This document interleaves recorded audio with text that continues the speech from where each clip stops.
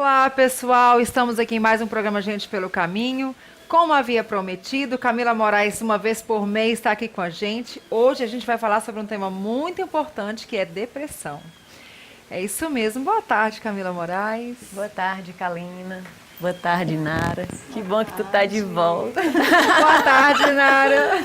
Boa tarde, Kalina, Camila, todos que estão aqui. Um prazer estar com vocês aqui novamente. Pois é, o último programa que a Camila esteve aqui, a Inara não pôde vir. E Camila ficou igual cachorrinho que cai da mudança. Cadê meu apoio? E eu lá do outro lado. Kaline, e aí, como é que foi o programa?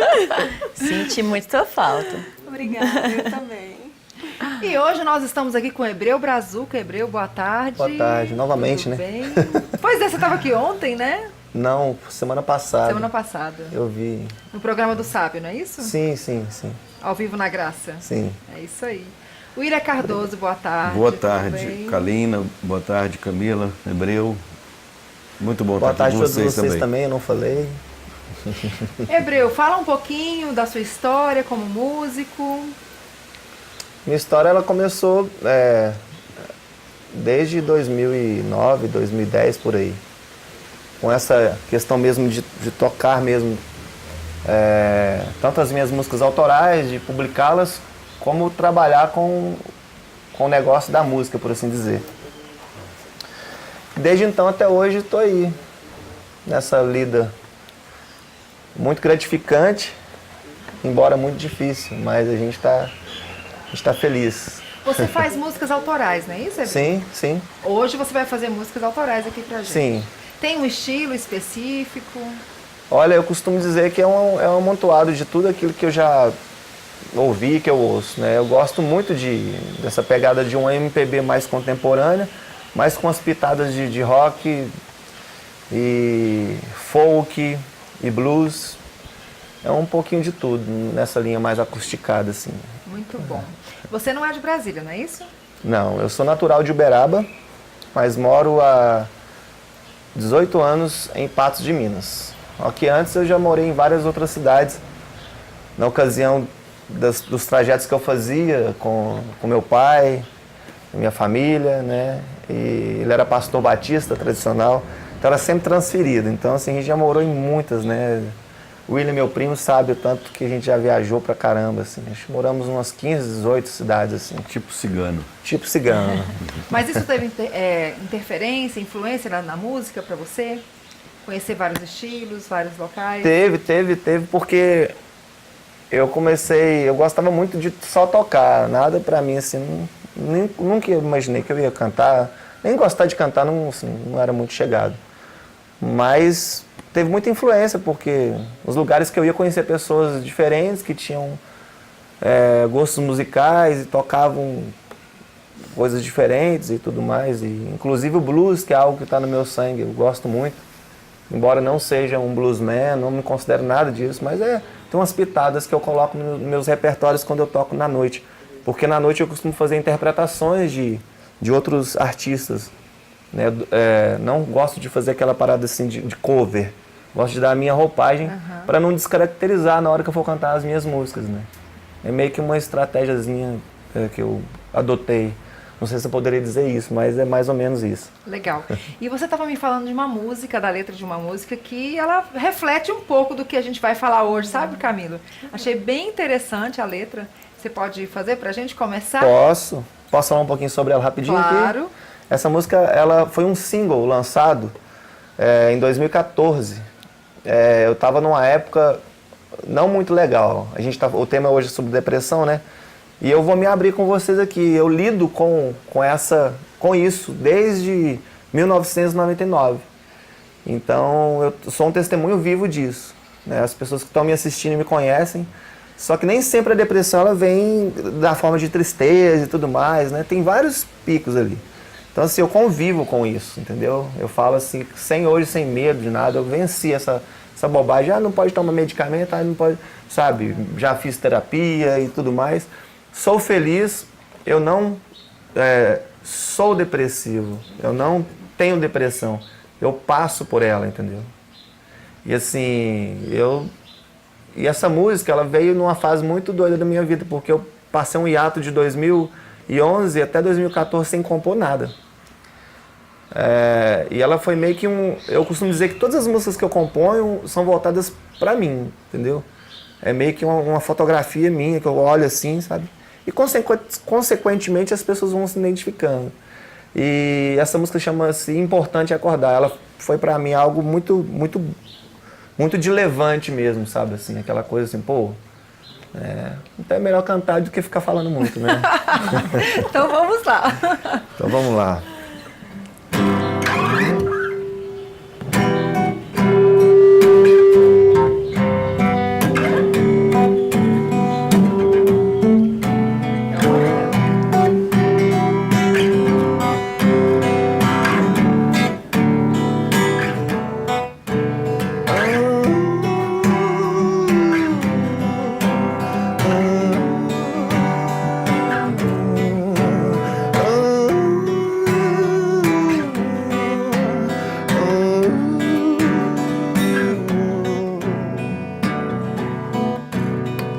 Mesmo que você acorde tarde, não perca nenhum segundo. Vá correndo pro chuveiro, vá molhar todo o seu corpo, se possível a alma inteira. Vá comer algo ligeiro ou talvez só um café. Porque o sol do meio-dia te espera e anuncia um novo riso, que ainda ontem era pranto, agonia, era choro e mais nada lhe servia. Só que hoje sua sorte foi mudada e o seu quadro reverteu.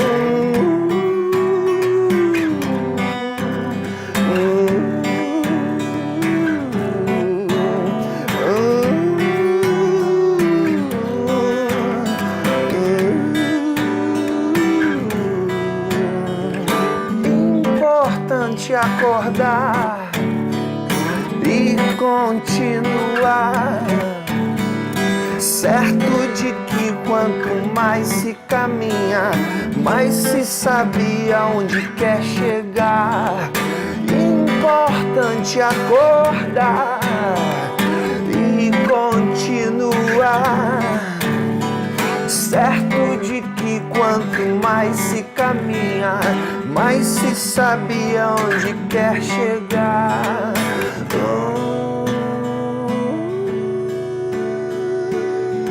Porque o sol do meio-dia te espera e anuncia um novo riso, que ainda ontem era pranto, agonia, era choro e mais nada lhe servia. Só que hoje sua sorte foi mudada e o seu quadro reverteu.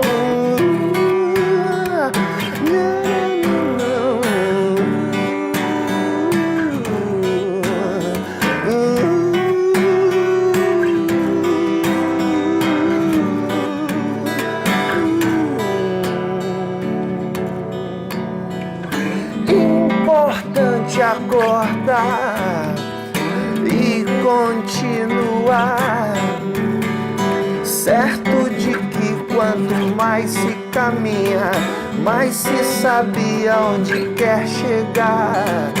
Importante acordar e continuar, certo de que quanto mais se caminha, mais se sabe onde quer. Importante acordar e continuar, certo de que quanto mais se caminha, mais se sabe aonde quer chegar.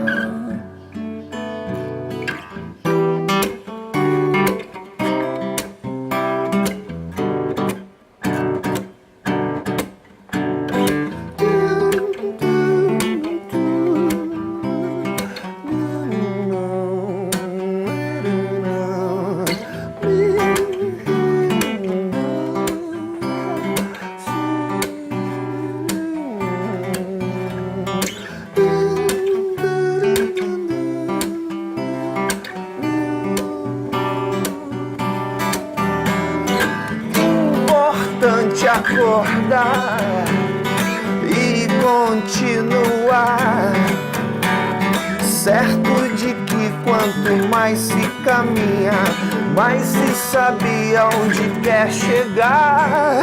Importante acordar e continuar. Certo de que quanto mais se caminha, mais se sabe aonde quer chegar.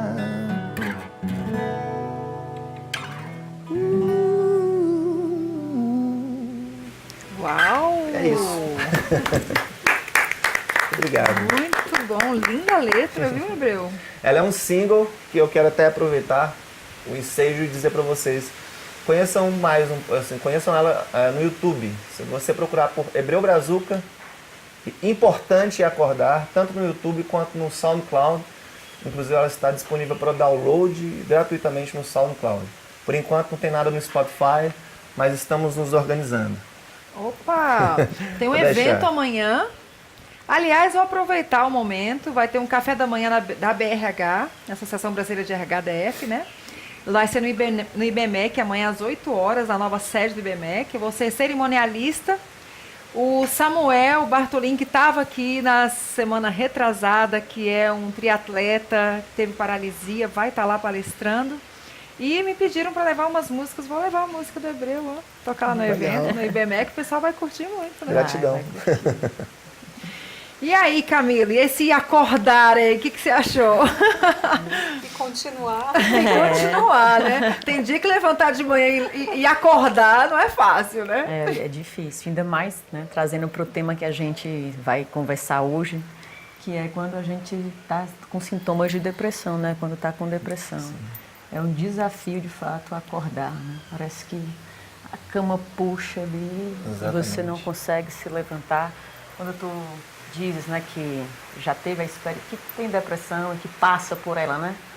Quando tu fala, da outra vez no outro programa, eu também compartilhei uma experiência pessoal que eu já tinha tido depressão. Sim. E aí, à medida que eu ia escutando a tua música, eu ia tendo algumas lembranças, né, de quando eu tive o episódio 2 vezes. E é um desafio mesmo, né? Acordar se torna um desafio.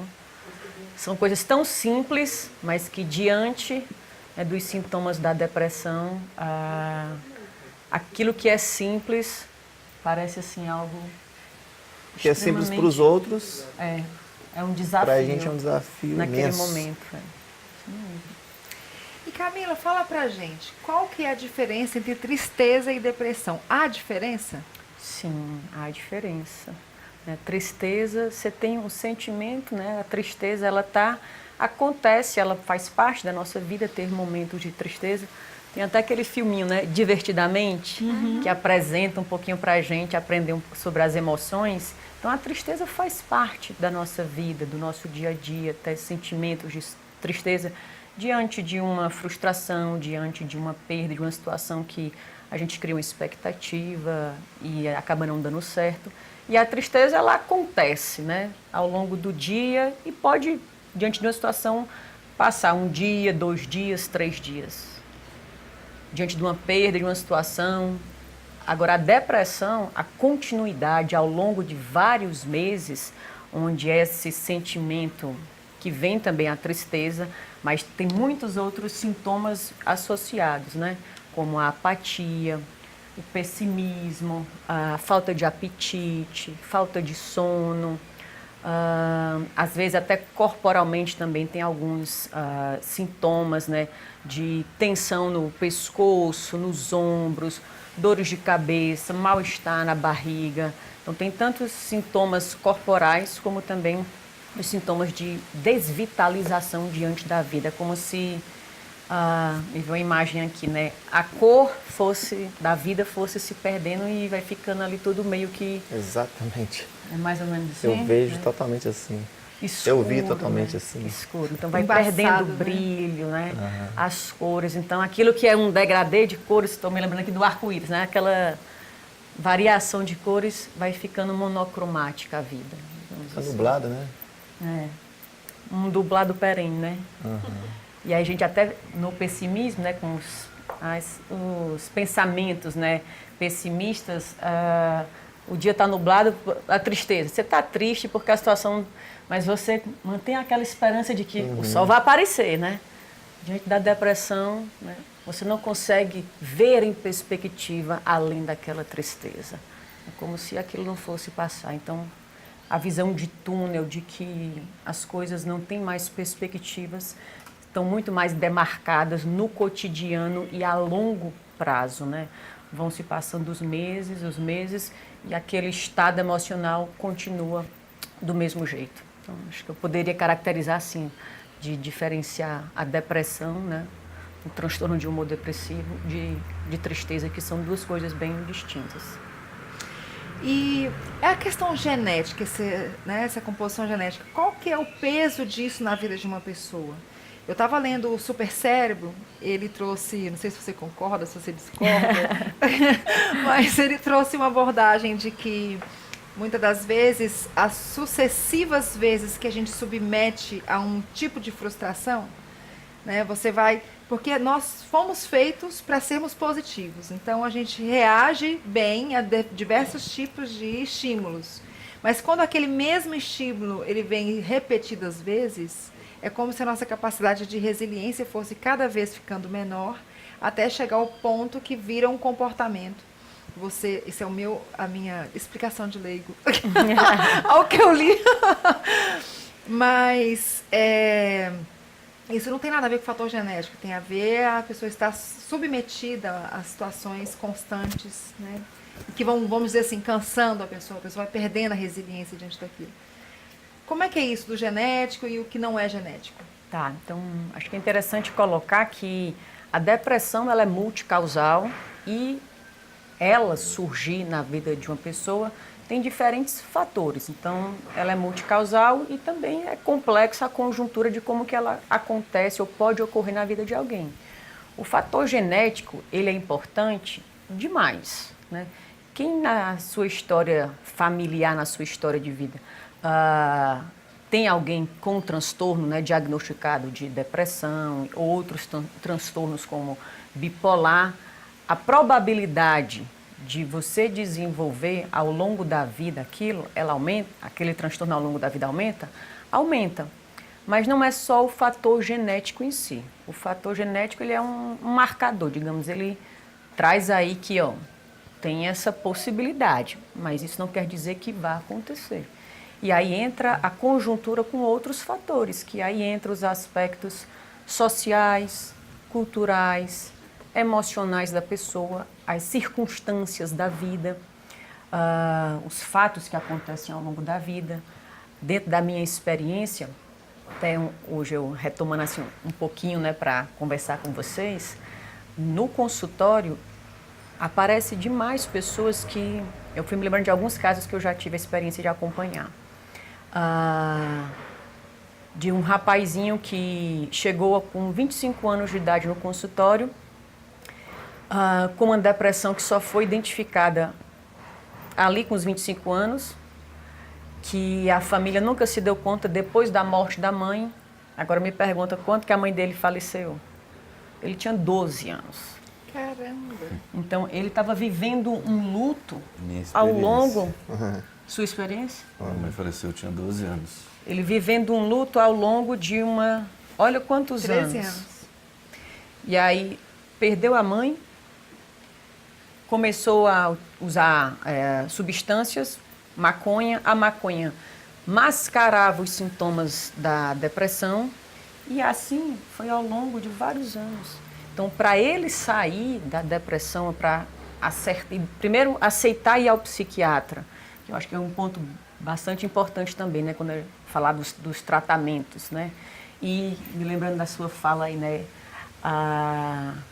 Quer dizer, tu não falou, mas me deu um pouco a impressão. Ela vai à psicóloga, né? Analisando o vizinho aqui. Não, mas quando você traz, né? Porque tem muito preconceito ainda, né? Em relação total. Aos transtornos mentais e aí qualquer um deles, inclusive a depressão, que é conhecida, se fala bastante, mas mesmo assim tem muito estigma ainda em relação a isso. E aí trazendo um pouquinho da minha experiência, né? Quando eu tive a primeira vez sintomas de depressão, eu estava fazendo acompanhamento psicológico e aí eu dizia para minha psicóloga, eu não quero tomar medicação. Aí ela, você tem você é psicóloga, você é profissional da saúde mental, você trabalha com isso e você não quer tomar medicação precisando. Aí eu parei assim, Maria. Não, então eu vou buscar um acompanhamento. E aí fui buscar um acompanhamento psiquiátrico. Então, todos esses estigmas, eles acabam dificultando ainda mais a busca de ajuda quando a pessoa se depara com uma situação, com esses sintomas. E aí, o que se torna extremamente desafiador, até para buscar o cuidado e ter o cuidado para si, né? Que acaba impactando a vida da pessoa e de todos os que estão ao redor também, porque a família sofre junto, os amigos sofrem juntos. Permita-me só uma coisa que você falou aí, que eu me identifiquei bastante, e até repetir, até falei no começo, esse estigma, né? Esse estigma é algo, assim, que eu vejo que precisa ser muito trabalhado, muito desconstruído. E é uma das coisas que eu faço no meu dia a dia, tenho como uma missão, sabe? Como já passei por isso, e passo, às vezes, quando fala de depressão, eu imagino depressão na pista, você está indo na estrada, né? E aí você vai passar por essa depressão. Mas você não vai permanecer nela, cara. Você vai continuar, entendeu? Essa sua analogia eu achei muito bacana. Aí você vai continuar. Então, assim, quando você aceita que na sua caminhada ali, na sua estrada, você vai ter momentos de depressão, aquilo fica mais fácil. E no que diz respeito à questão da gente, do remédio, da medicação, assim, eu respeito as pessoas que não gostam de tomar, assim, mas eu queria fazer coro com vocês, se vocês vão fazer esse coro, não sei, que é algo, gente, que a minha prima Inara, eles brincam comigo, porque, cara, gente, não tem problema nenhum com isso, não, sabe, isso é uma coisa que, pô, cara, Deus criou tudo, fez tudo, e Ele criou, inclusive Ele permitiu que acontecesse essa questão do surgimento dos medicamentos. Eu sei que a gente não pode exagerar nas doses, mas, cara, o máximo que eu posso falar para qualquer um que está passando por cara, não tenha medo, se joga mesmo, sabe? Confie, lógico, não confie em qualquer profissional, não, que é fria. Mas confia, cara, medicamento é um negócio, pô, e traz estabilidade emocional pra gente. Esse é um eu acho que essa que é a grande sacada. Se eu não estiver estabilizado emocionalmente, nem compor presta. Ou eu só componho coisa depressiva, que um monte de gente aí que me conhece fala que eu só componho coisas depressivas, mas na verdade é melancolia, gente, é um pouco diferente. É interessante isso que você fala, porque a medicação, ela vai auxiliar nos aspectos fisiológicos, orgânicos mesmo, a serotonina, a noradrenalina, os neurotransmissores, dá uma estabilizada, porque o seu próprio corpo também não está conseguindo responder e produzir isso. E aí dificulta a você conseguir olhar novamente ou se sentir bem novamente, ter essa sensação de bem-estar, para que se sinta motivado, com energia para acordar e ir para a vida, né? Então, é uma conjuntura de fatores genéticos, história de vida, de situações sociais, culturais que estão aí presentes. É interessante quando você fala não acompanha esse super cérebro, né, que tu falaste. É Chopra, né? Acho que é dele. Não conheço, não. Mas, em cima do que tu estava falando, me veio uma alusão da capacidade, quando a gente está, né, se exercitando um músculo, se você sobrecarrega demais um músculo, ele vai ficar lesionado. Vai fadigar, né? Vai fadigar. E emocionalmente também, né? Tem um aspecto emocional muito marcado, muito presente na depressão. Então, se você, diante da vida, passa por inúmeros estresses e o seu tempo emocional, psicológico, de se recuperar desses estresses, dessas situações, ele acaba não acontecendo no tempo. E aí, o tempo é subjetivo para cada um, né? Cada um tem seu tempo de conseguir se restaurar ou se reorganizar diante das situações. Aí vem mais uma situação de estresse, vem mais outra situação de estresse. e que a gente não controla a vida, a gente não tem como controlar as situações. A gente pode desenvolver formas de se perceber e se cuidar, de autocuidado. Mas as situações, elas podem acontecer.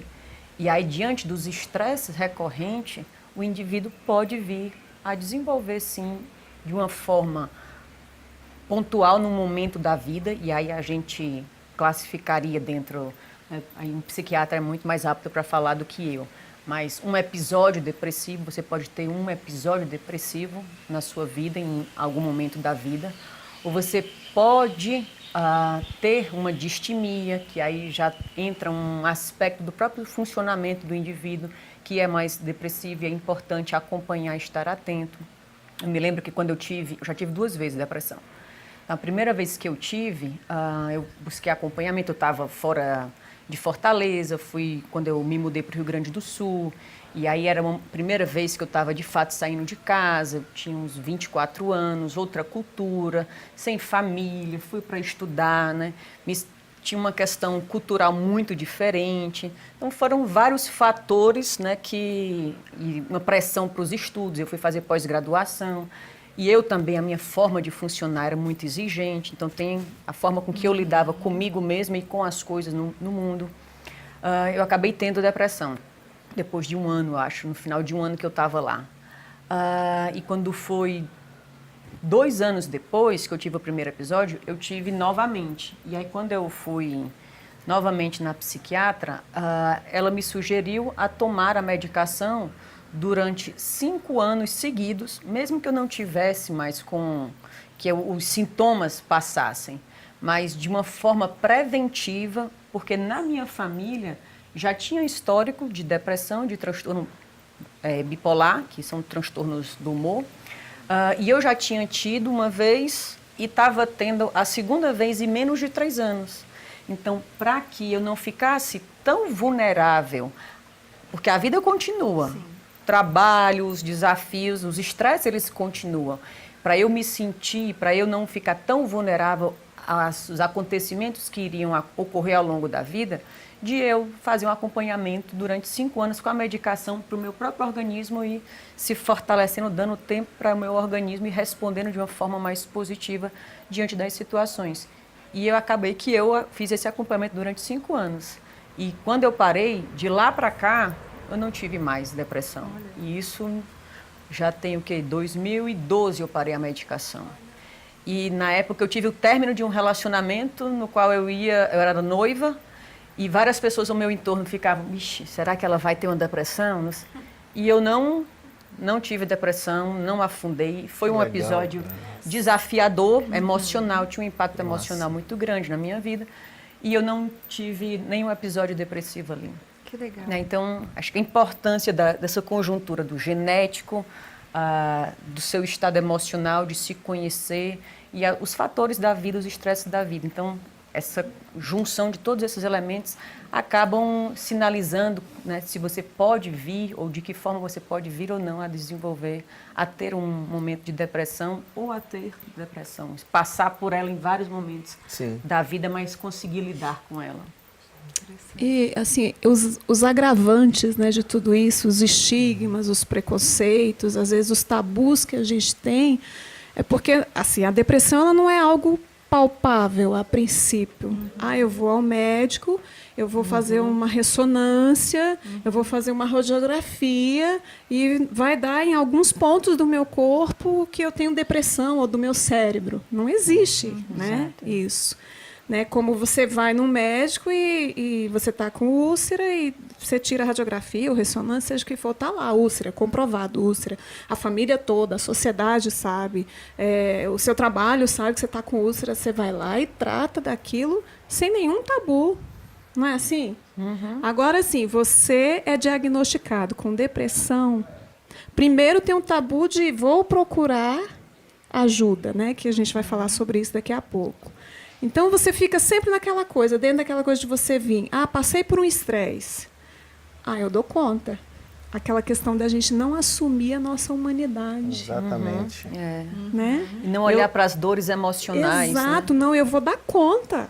Eu vou dar conta. Vem o estresse, não, eu vou dar conta. Aí você acha que deu conta porque passou, mas está lá, você colocou na sua mochila nas costas. Aí vem outro desafio, põe na mochila nas costas. Vem outro desafio, mochila nas costas. Quando você se percebe, você está totalmente sobrecarregada. E aí já é mais difícil de você tratar. Não é impossível, né? Como se trata como você cuida assim quando você previne, né? Veio um estresse, beleza, não vou ter tabu, vou procurar ajuda. Será que eu estou com sintomas de depressão? Quem que pode me ajudar? Né? Eu preciso de ajuda. Então é muito interessante isso, essa questão da bagagem, dos tabus, daquela questão que não é algo palpável, né? Não é um câncer, entre aspas, né? E quando você fala aí, né, do tabu, eu fico me lembrando aqui do quanto a gente tem vergonha, ou as pessoas têm vergonha de compartilharem o que estão sentindo, guardam para si, e aí vão se isolando cada vez mais, e aí se intensifica o sentimento de vazio, né, o retraimento, e aí entra numa tristeza profunda, numa apatia cada vez maior. Cansaço. O sintoma de cansaço também é bastante presente, a falta de concentração. Eu me lembro que eu estava estudando para o mestrado, né? Eu lia um parágrafo e não conseguia entender nada no parágrafo. Sim. E aí me dava um sentimento de impotência, né? Desespero. Um desespero. E aí? Né? Eu sei bem que é isso. É um De desafio. ler e não concentrar. E a importância de ter com quem contar ao redor, né? De ter familiares, amigos. Eu me lembro que eu tive uma crise de choro compulsiva, sozinha, e a minha família em Fortaleza. Nossa, que loucura. E aí meu pai mandou a minha mãe passar um mês comigo até eu me recuperar ou tomar decisões do que fazer, de ir no médico. E engraçado que eu não conseguia dar um telefonema. Olha como eram... Quem me vê assim, né? Toda descolada, professora, doutora, esses que lá, não imagina as fragilidades que a gente também passa e enfrenta ao longo da vida, né? Eu não conseguia fazer uma ligação para minha orientadora de mestrado para dizer a ela que eu não estava bem. A minha mãe que ligou e passou o telefone para mim, para que eu pudesse falar. E dissesse para ela que, olha, eu não estou dando conta. O que a gente faz? Né? E aí a dificuldade que eu tive de pedir ajuda por isso, né? Não, eu tenho que dar conta, eu tenho que dar conta, e não reconhecer a minha Eu não tenho humanidade. motivos para isso, né? E a sensação de fracassar. Se eu disser que eu não estou bem, né? As pessoas vão pensar o quê de mim? Então, o mundo interno da gente, ele é uma caixinha de surpresa, né? Tem uma galera assim um pouco, desculpa, licença, um pouco assim, meio que retrógrada com relação a isso. E a gente até não culpa, a gente não pode culpar, porque é o pensamento deles do passado, que acha que é frescuragem, né? Eu gostaria que é de contar besteira, que é, né? não, isso é frescuragem, isso é coisa de gente fraca. Procura um serviço, vai pegar no cabo do enxada. Aí Não vem fala o isso pra estigma, ninguém, né? gente. Por favor, não fala isso pra ninguém que tá nessa fase. Isso é uma coisa... Você quer matar o camarada, a garota? Fala isso. Entendeu? Porque E o só garoto, eles não? sabem. E O camarada, o garoto. E o garoto também. Quer matar o ser humano? Fala isso. Banaliza isso. Porque isso aí é uma coisa muito... Posso participar um pouquinho? Claro. Quando o Weber citou, o Hebreu citou aqui sobre a depressão, essa questão de algo, quando a gente está numa estrada, numa rodovia, que eu já passei algumas vezes por esse momento, às vezes tem uma depressão que aconteceu naquela estrada e eles às vezes colocam uma placa de sinalização dizendo depressão, cuidado, depressão à frente, a tantos metros, a 1000 metros, né? E eu já passei por algumas depressões que a gente vinha numa determinada velocidade, então assim, ela era como se fosse uma lombada contrária, né? Então assim, você passava com o carro e você quase que passava por cima. Mas existem outras depressões em níveis mais profundos, onde talvez, se a gente pensa nessa analogia de um carro num caminho, talvez a depressão mais profunda e mais longa um pouco, quando o carro vem, ele não consegue só sentir aquele baque e continuar. Ele cai ali naquele lugar e, às vezes, para sair daquela depressão, ele precisa de um cabo de aço, ele precisa de outras ferramentas, ele precisa de auxílio, ele precisa de ajuda, porque ele caiu, talvez ele bateu, capotou naquela depressão e teve consequências muito terríveis, né? São depressões, são níveis que eu creio, né, Camila e Kalina e Nara, que são níveis diferentes de depressão, que a gente precisa de respeitar, né? Tem tipos de depressão, né? Tem um episódio depressivo, tem uma distimia, tem uma depressão maior, tem a depressão bipolar, que dentro do transtorno bipolar vai ter um momento maníaco e um momento depressivo, que aí já tem sintomas diferentes também. Então, Transtorno de ansiedade. Muitas vezes a depressão se associa com ansiedade, também sintomas da ansiedade. Então, aí é importante um psiquiatra, um médico, né, para poder, de fato, fazer um diagnóstico diferencial e poder tratar de acordo com a identificação do que de fato é, que tipo de depressão é aquela. Porque, de fato, não existe só uma forma, existe uma variabilidade, digamos assim, de possibilidades dentro do transtorno depressivo como um todo. Você colocou uma coisa muito interessante, Camila. Eu dou aula numa pós-graduação de gestão estratégica de pessoas, introdução à liderança e ao coaching e de treinamento e desenvolvimento. E a gente acaba, quando a gente entra, mergulha nesse mundo, né, de desenvolvimento pessoal, a gente acaba entrando um pouquinho nesse lado terapêutico, né? E tinha uma aluna que ela já é minha aluna pela 3ª vez, e ela estava sempre com a cara fechada, assim, né, em sala de aula. E eu falava, acho que essa menina não curte minhas aulas, assim. Acho que ela não gosta muito e tal. E, para minha surpresa, na última aula, ela esperou todo mundo embora, eram 60 alunos na sala, e ela falou, professora, eu preciso de ajuda, sabe? E me chamou para conversar. E ela começou a chorar e falou, olha, me desculpa, eu não costumo chorar, eu nunca choro, eu sou muito forte, entendeu? Mas eu não estou suportando mais, está muito pesado, você me desculpa, eu não sou assim. E assim, gente, o discurso da menina, a menina está carregando um mundo nas costas dela e achando que ela que é isso mesmo, que ela tem que carregar, sabe? E que é assim, que as coisas são, sabe? Eu falei, gente, se você continuar suportando toda essa carga, eu falei, você é mãe, daqui a pouco você vai espanar de verdade, e aí quem vai cuidar da sua filha? Aí sim. Eu falei, até um carro, né? Usei essa analogia na hora. Até um carro, por mais potente que ele seja, por mais caro, por mais top de linha que ele seja, ele precisa parar para manutenção. E é todo de metal, assim, né? Metais, aço e coisas extremamente resistentes. Exatamente. Muito diferente da gente, né? Exatamente. Eu falei, olha, você acha que você não precisa de parar de ter seu pit stop? Sabe? Eu falei, tem que parar sim. Eu falei, procura uma terapia. Eu tô sem seguro-saúde, não sei o quê. Falei, cara, procura amigos, procura ajuda, abre a boca, sabe? Assim, tem tantas alternativas, né, Camila? Tantos grupos de ajuda em universidades e tal. Eu falei, porque você precisa vamos usar essa analogia, né? Você precisa de parar para fazer a sua manutenção, para você ficar bem, né? Para sua filha, para sua família. Mas eu falei, gente, e assim, em algum momento das nossas vidas a gente já pensou assim também. Não, eu tenho que dar conta. Não interessa. Eu não tenho motivo. Né? É muito recorrente esse pensamento. Aquela coisa de você falar assim, do nada. É uma frase bastante conhecida.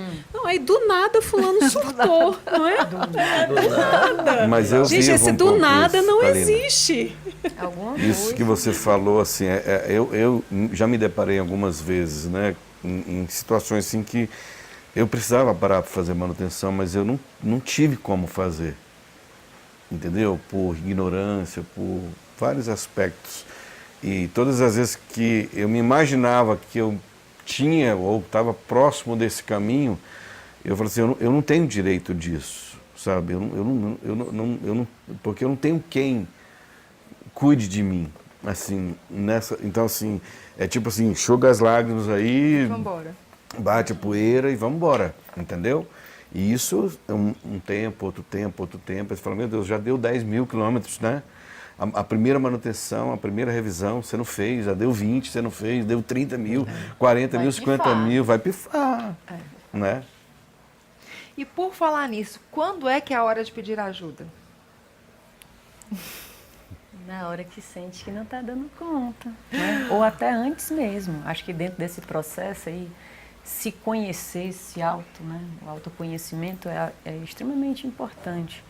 Porque se eu vou percebendo que eu não estou conseguindo dar continuidade, né, de uma forma satisfatória na minha vida, nas coisas que eu faço, nas obrigações, nas responsabilidades, e emocionalmente também o peso está muito intenso, é hora de pedir ajuda, né? Se eu percebo que eu não estou conseguindo, né, me levantar, né, olhar para a vida com uma perspectiva, é hora de pedir ajuda. E quanto mais cedo, melhor.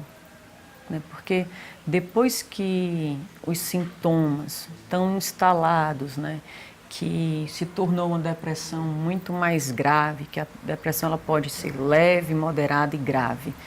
Quanto antes você conseguir se cuidar, seja a medicação, seja um processo psicoterapêutico, ou outras estratégias de cuidado, quanto antes, melhor. Porque depois se torna muito mais difícil, né? E à medida em que aparece já ao longo da sua vida, em vários momentos, a probabilidade da depressão se tornar recorrente na vida, ela vai se tornando maior, né? Diante das dificuldades. E não vai deixar de ter dificuldade na vida, né? A vida não vai parar, nesse sentido de ter sempre desafios, situações para enfrentar. Todos os dias. Todos os dias, exato. Camila, a gente precisa pedir um intervalo, mas na volta eu queria que você falasse um pouquinho da importância das redes de apoio, dos amigos, da família, né? Que foi que eu coloquei para essa moça, né? Falei, mas você não tem família? Não tem amigo? Não, como assim? Né? Vamos fazer um intervalo e na volta a gente fala sobre essa rede de apoios.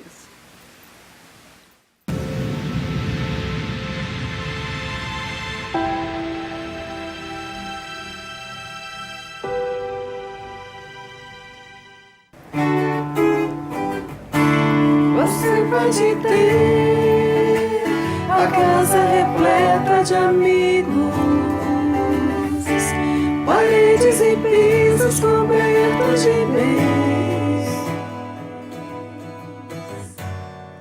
Ter um carro do último tipo e andar conforme der na cabeça.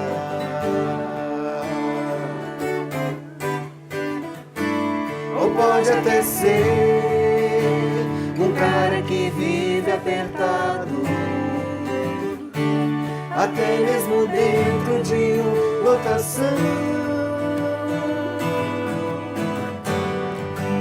curtindo a si mesmo no fim de semana, ao andar conforme der na cabeça.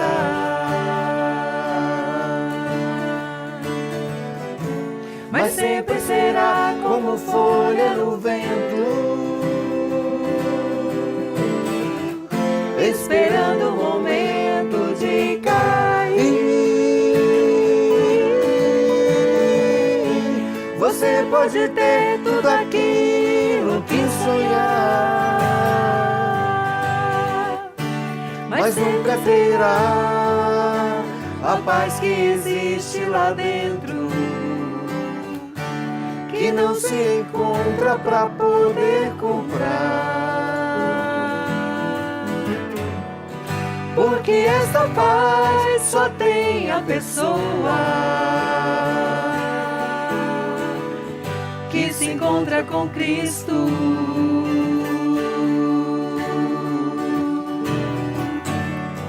Que se encontra com Cristo.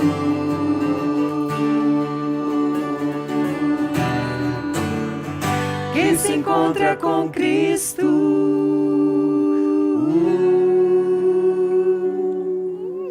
O ensaio ficou bom. A próxima vai ficar melhor. Somos artistas. Ficou bom, muito bom. Afinal de contas, gente, Pelo Caminho é um programa de sala de papo, de É um amigos. bate-papo, muita vontade. Tem tudo a ver a música, amigos cantando. É isso aí. Verdade. E já aproveitando, falar da rede de apoio, né, Camila?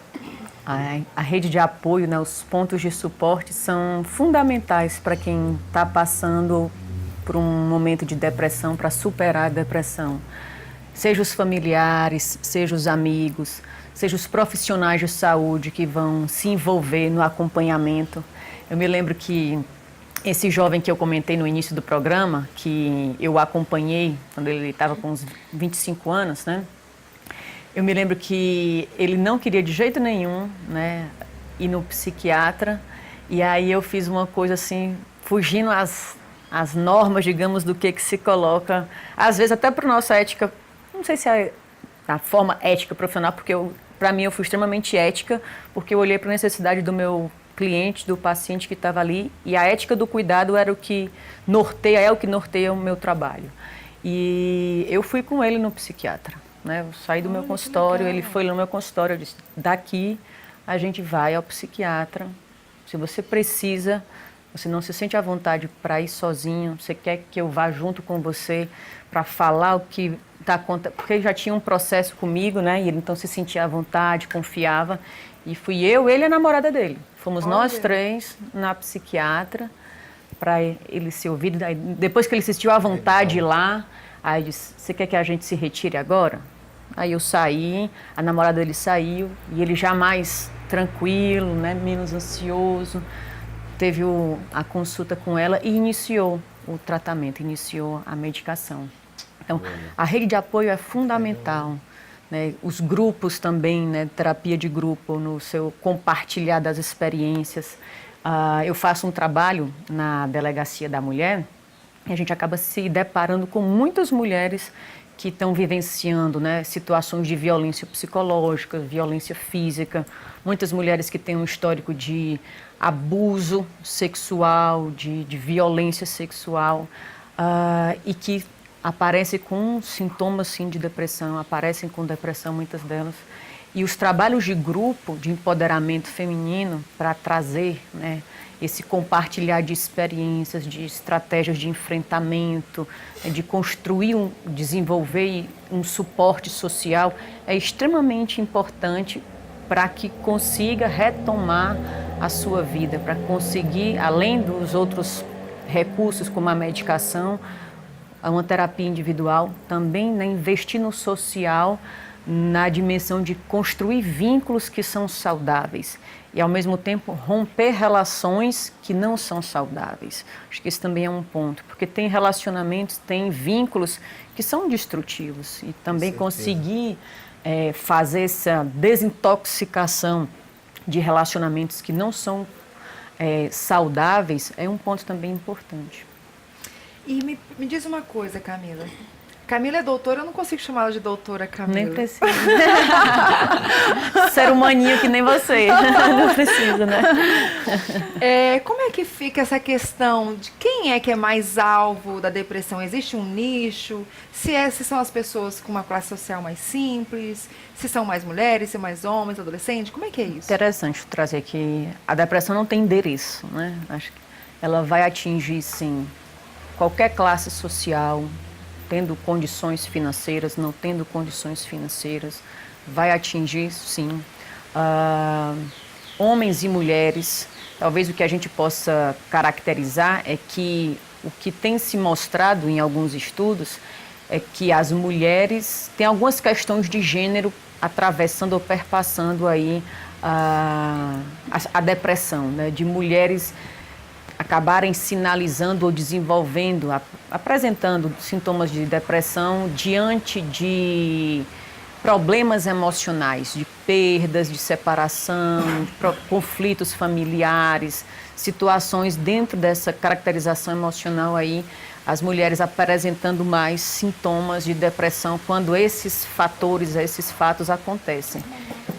Hormonais, bem lembrado, Inara, né? A depressão pós-parto, ela acontece de fato, não é um mito, não é uma coisa que não existe, né? A mulher tem uma mudança hormonal muito grande, que isso traz uma implicação orgânica e desenvolve uma depressão pós-parto. E a depressão nos homens, alguns estudos trazem aí que está associado com fatos de perdas financeiras, desemprego, questões relacionadas com essa dimensão aí, às vezes, de uma realização profissional, redimensionamento profissional, né? Aposenta e o que vai fazer da vida não sabe, e aí essas mudanças acabam trazendo impacto para a vida dos homens e algumas vezes relacionados aí, externalizando esses sintomas de depressão, apresentando sintomas de depressão. E a faixa etária, Não, né? hoje a gente encontra crianças com depressão, muitos adolescentes. Gente, é né? muito estranho isso. Muitos adolescentes têm É tido muito sintomas. sem sentido adolescente ter depressão. Adultos, terceira idade, idosos têm também, né, diante de toda uma sociedade que olha para o idoso como um ser ainda, né, vê ainda como um ser incapacitado, porque você não é mais útil, né, uma sociedade que é muito utilitarista, então o idoso vai perdendo dentro da nossa sociedade pós-moderna o seu lugar na sociedade, onde é que eu vou ser ativo, produtivo. Então, a gente tem visto muita depressão em idosos, na vida adulta, as cobranças da vida adulta, na adolescência. É interessante falar também que a depressão ela está muito relacionada com o suicídio.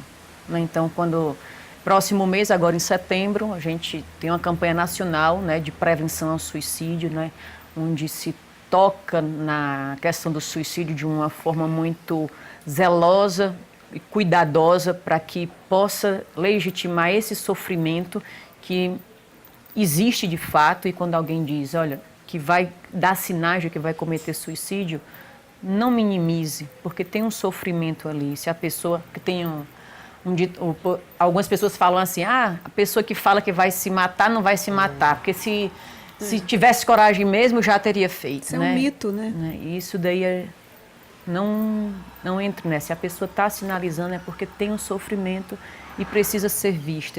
Esse sofrimento precisa ser olhado, precisa ser cuidado. Esse ter que vencer na vida, Esse vencer, né? O que é vencer, né? visto que ela não é uma competição, como já dizia o Eduardo Marinho, ter que vencer na vida. Você falou de homem, né? Então, eu vejo isso muito nos homens. As Né? cobranças Nessa sociais, questão machista também, né? Patriarcal, essa parada. Sim. Ter que vencer na vida. Né? O ter que vencer na vida também, ele chama, ele é um atrativo muito bom para a depressão, né? Sim, né? O que é esse ter que vencer e todas ter que as pressões sociais, né?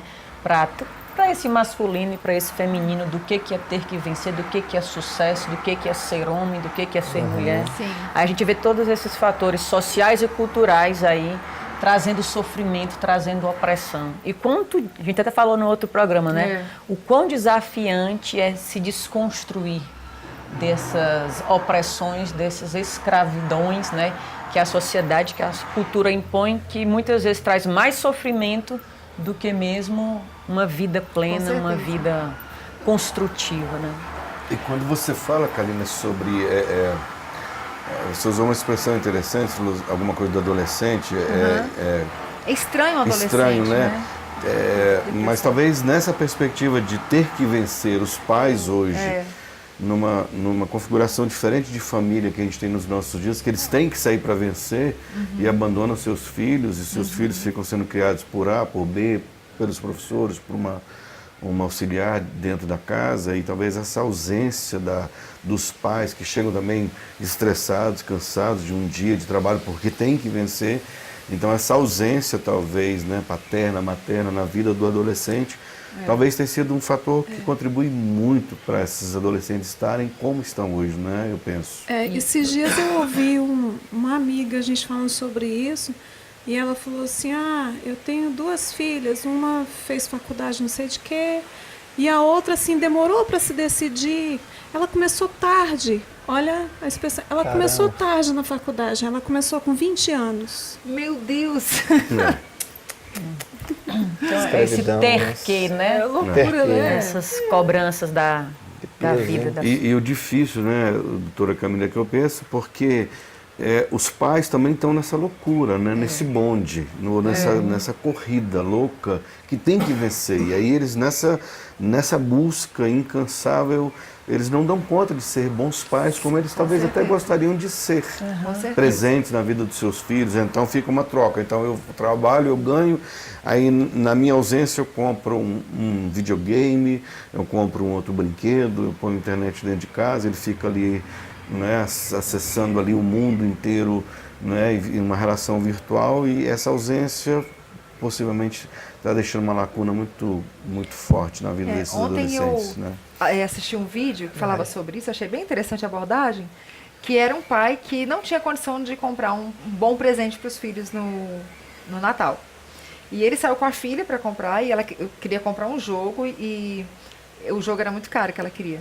E aí ele passou umas 2 horas andando com ela no shopping e tal, para achar um presente. E ele comprou umas figurinhas de borboleta.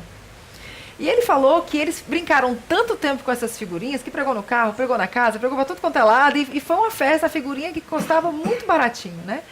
E ele estava trazendo essa metáfora, né, de um outro pai que tinha trabalhado muito, ganhado muito dinheiro, chegou no Natal e falou: filho, papai trabalhou bastante, está com muito dinheiro, pode escolher o que você quer ganhar de Natal. Eu falei: eu quero um dia com o senhor. Caramba, eu já vi hein? isso. Eu já ouvi. Pesado. Porque não tem, né? Não tem tempo. E é como o William colocou, não é falta de humanidade, não é falta de ser um bom pai, é a questão das demandas mesmo da vida, né?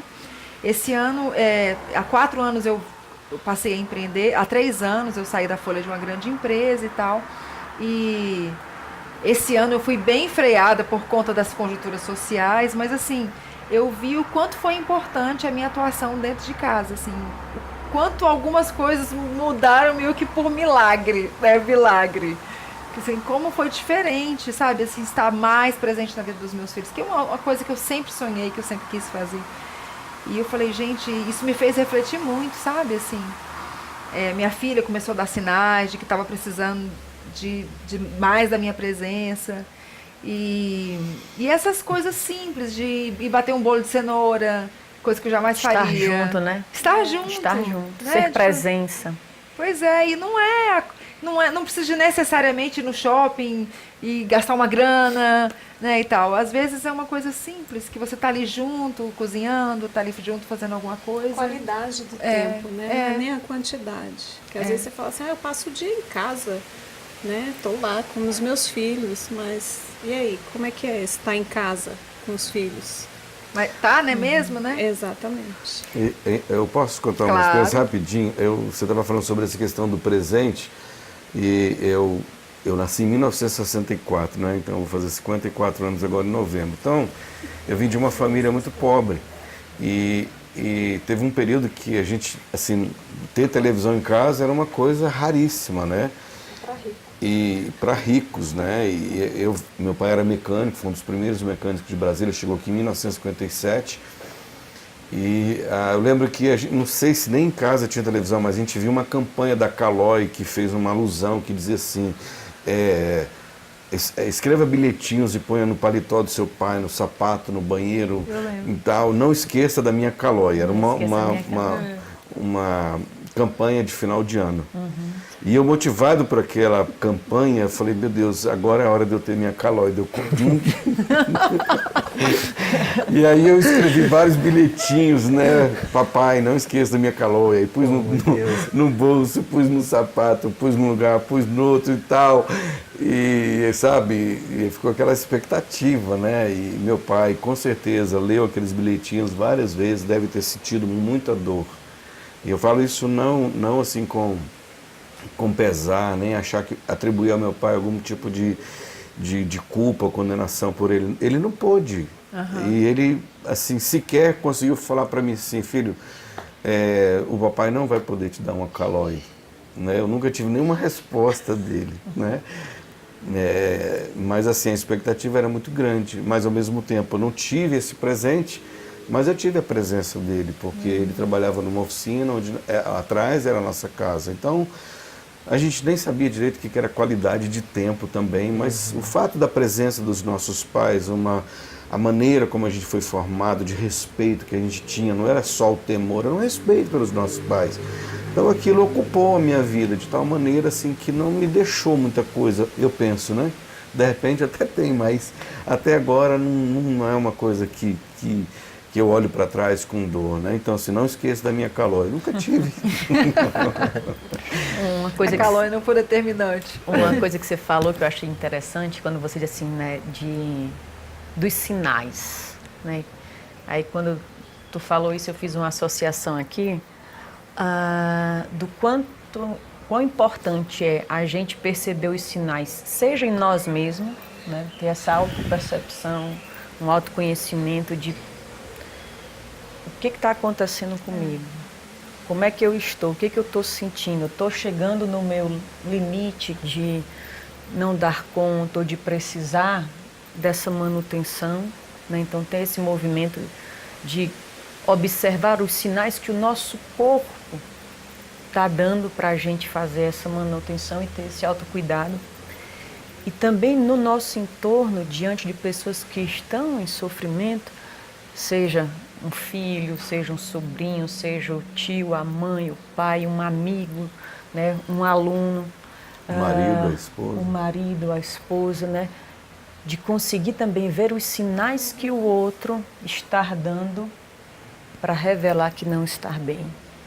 E aí a gente ser solícito de ir ao encontro desse outro Maravilha. e oferecer ajuda e se disponibilizar, né, e estar ali para ser esse instrumento, muitas vezes, justamente porque aquela pessoa não sabe como pedir ajuda, ou tem vergonha, ou está num movimento extremamente negativista, né, porque tem uma mudança da percepção da realidade. Isso também acontece, então está vendo tudo monocromático. E aí a gente conseguir, quem está ao redor, perceber esses sinais e ir ao encontro do outro para ajudar esse outro, também é muito importante, né? A gente poder falar sobre o tema, poder conhecer um pouquinho desses sintomas, desmistificar, né, de quebrar esse estigma, falar para mudar, né, trazer outro esclarecimentos, conhecimentos sobre de fato o que é a depressão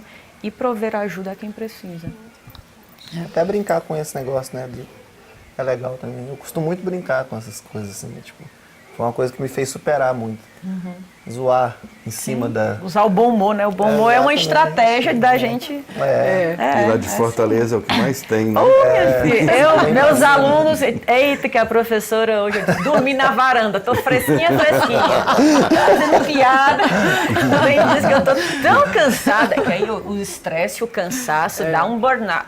Tem não um transtorno, tem um adoecimento, que é o burnout, que é o nível de exaustão, né? Eu já tive uma exaustão mental e emocional diante de tantos afazeres, de tanta sobrecarga. Então, eu, Camila, uso muito do bom humor. Quando eu vou lá dar aula, eu disse, galera, hoje eu vou fazer um monte de piada, porque eu tô tão cansada, mas tão cansada, que se eu não achar graça, eu não vou conseguir dar aula. Mas eu faço as duas coisas. Gente, nós estamos caminhando para o final, infelizmente. Mas eu queria deixar uns minutinhos aí para cada um deixar um recado para o nosso público, Camila, Inara, Hebreu, tem um recadinho dele também para ele, né, do programação dele, William. Eu acho que sempre é importante a gente fechar essa tarde, né, com algo que serviu para a gente, né?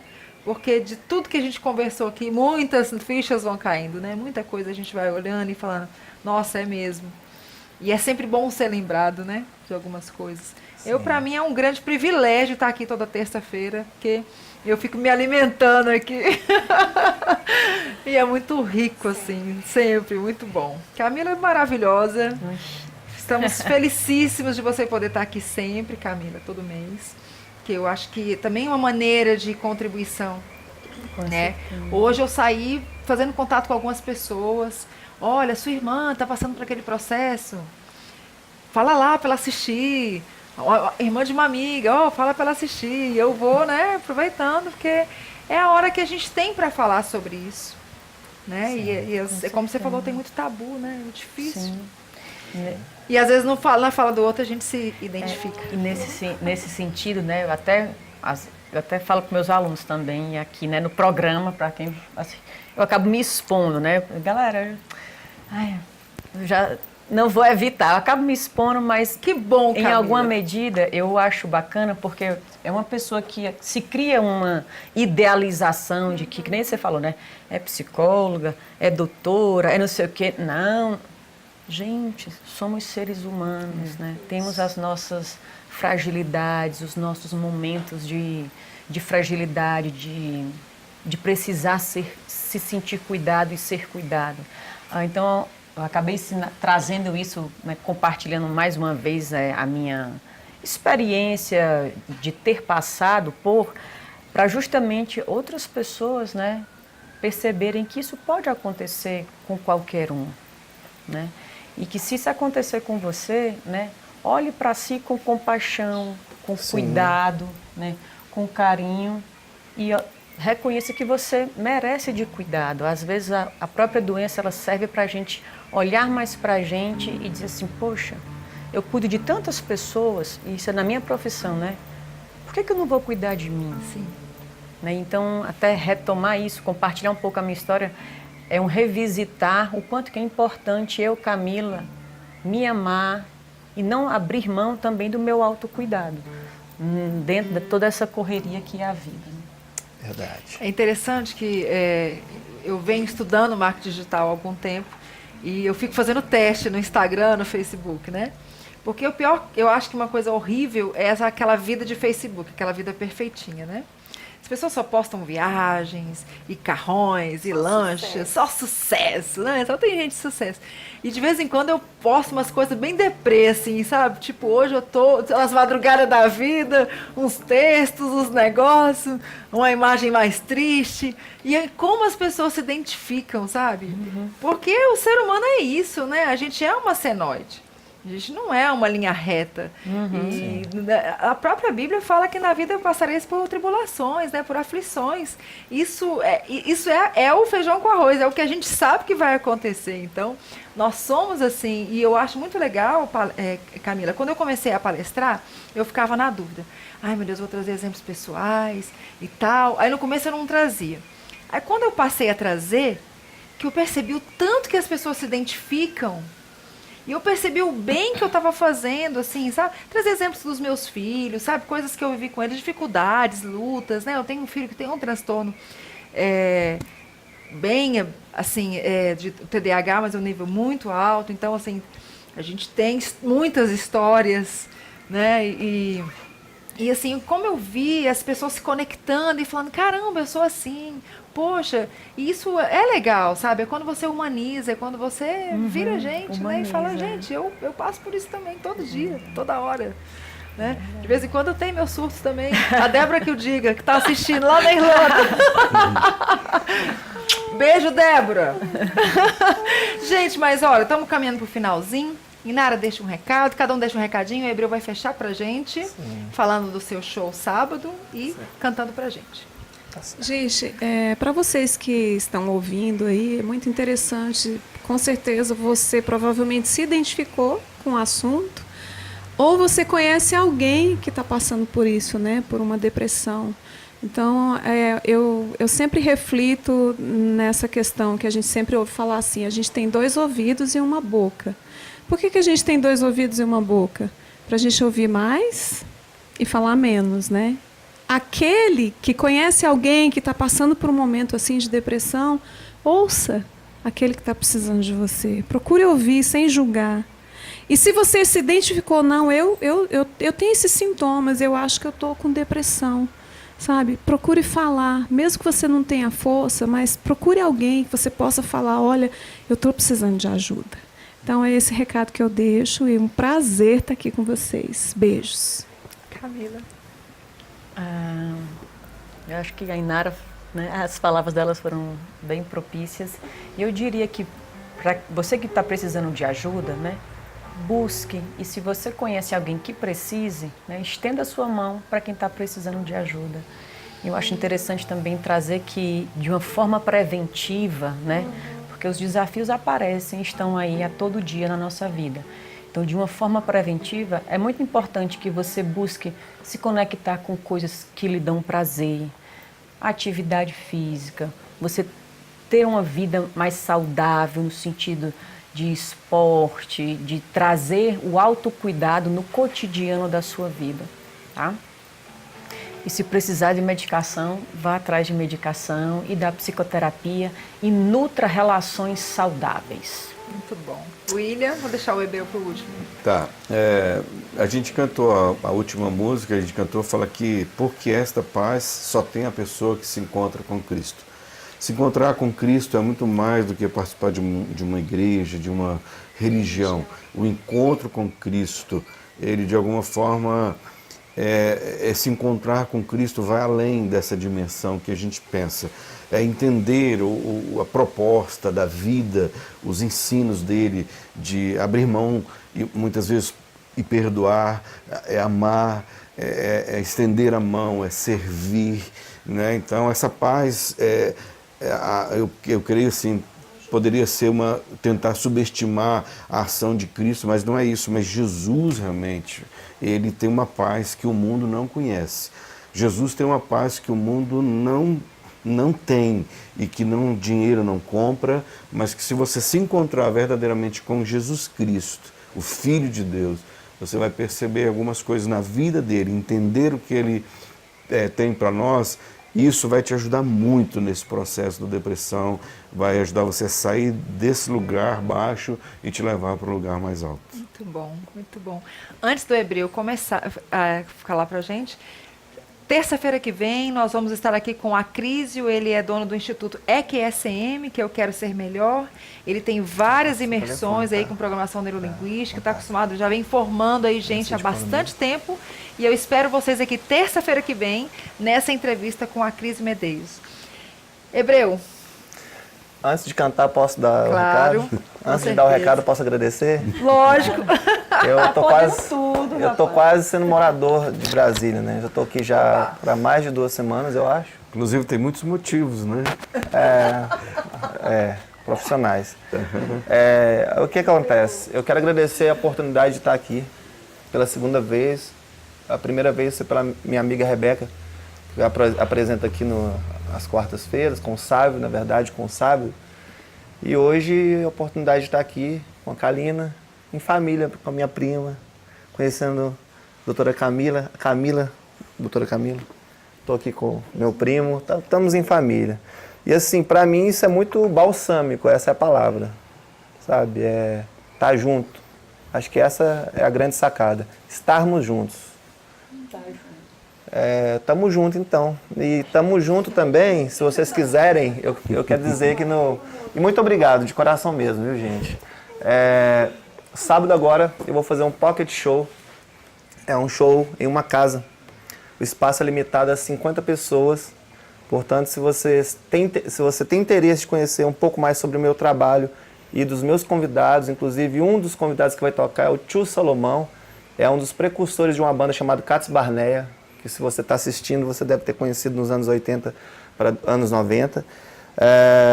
O Beto Folk também, do Rio, que está morando aqui agora, um cara que tem um trabalho muito legal, né? O William Cardoso vai estar com a gente lá também. Enfim, Toninho Maia, vocês conhecem também.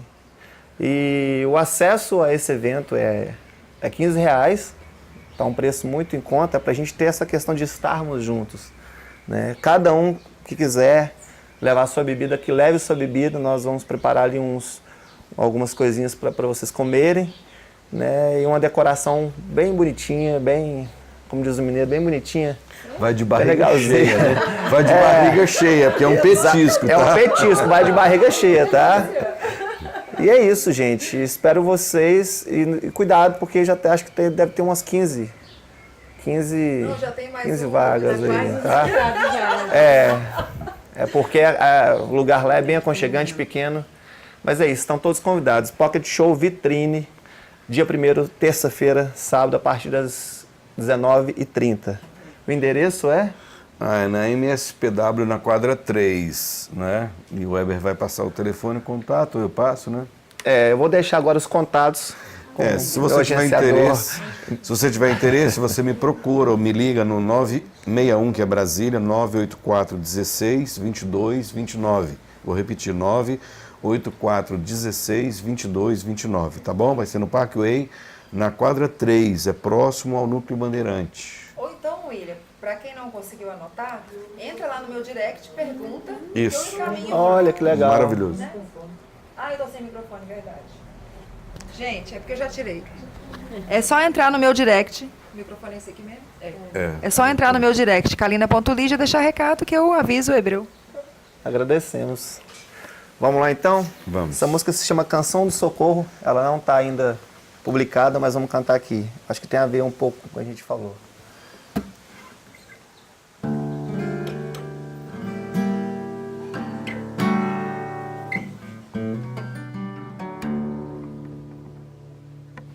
Dois, três.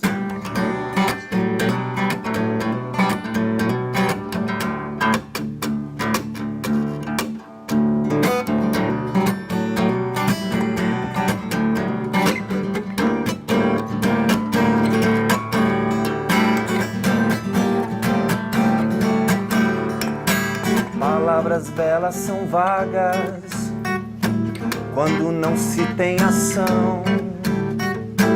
A gente quer mais que isso, um movimento de colisão, quebrando toda a dureza, trazendo lucidez e razão, ressurreição pros que dormem, reféns de uma débil conexão.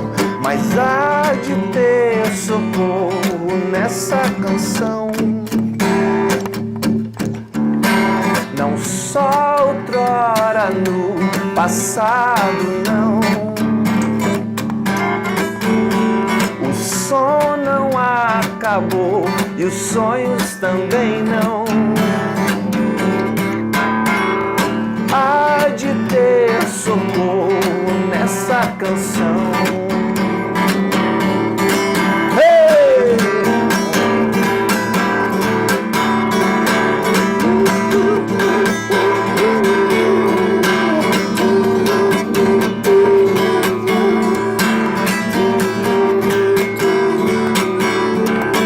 Palavras belas são vagas quando não se tem ação. A gente quer mais que isso, um movimento de colisão, quebrando toda a dureza, trazendo lucidez e razão, ressurreição pros que dormem, reféns de uma débil conexão. Mas há de ter socorro nessa canção, não só outrora no passado, não. O sol não apagou e os sonhos também não. Há de ter socorro em nossa canção. Muito obrigado.